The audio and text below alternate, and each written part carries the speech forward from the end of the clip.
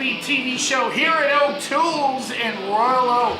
Rich Curbello here, and I can't believe it. It is spring training right around the corner here. Pitchers and catchers will be in Lakeland soon.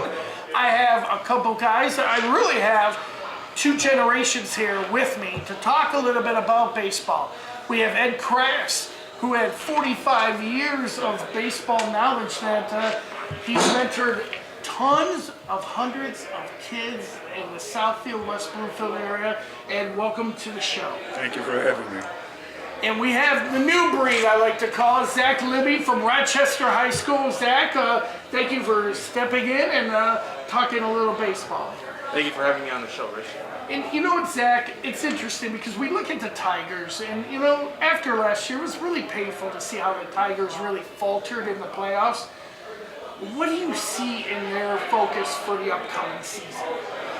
Well, it's obvious that they've lost some power after trading Prince Fielder to cut payroll for obvious reasons with Mike Ilitch paying for the new arena.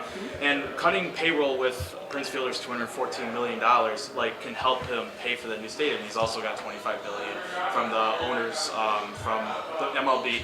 But also adding on with the Prince trade, they got Ian Kinsler, who will provide speed and defense from the infield. They also will move Miguel Cabrera back to first, like his most a normal position, which he can actually contribute more on the infield. And they also will bring up Nick Castellanos, who is notorious at providing defense. I'm a little nervous about Nick Castellanos because here's the thing, and we look at it from different kind of years back, shall we say. You know, in the 1960s when you had Harvey Keene for Rocky Calavino, that was the meat of the trade, meat for meat, shall we say?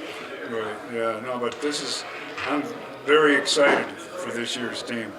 It changes their whole complexion. They're going to speed, they're going to have better defense, they're going to have better relief pitching, and I think they're going to have a lot more enthusiasm. I found them to be a dull team. They were hitting into double plays, they couldn't turn double plays, they couldn't throw people out from running, pitchers couldn't hold the guys on base, and it was very frustrating. And I think they took on the personality of their manager. And I think by having Osmus come in, a younger guy, I think these guys will be fired up, and I'm really looking forward to it.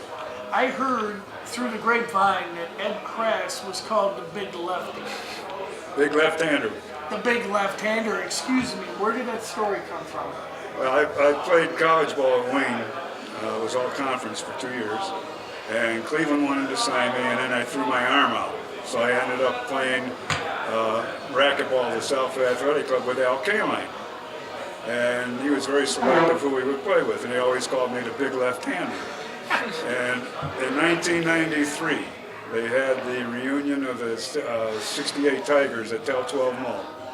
And I hadn't seen Al in a while. So I told my wife, I said, let's go in and see him. And they were lined up outside to get autographs from him. So I said, let's just go back and sit down by the fountain. Fortunately, he walks in through the back, sees me, and yells, "The big left-hander, how you doing?" And he's hugging my wife, pictures are taken, he's talking to me for about 10 minutes, and everybody's waiting, getting impatient. Finally, he goes, sits down, and this guy comes up to me and says, "Who are you?" I said, "Ed KRASS." And he goes, "Oh, yeah." There we go. There we go.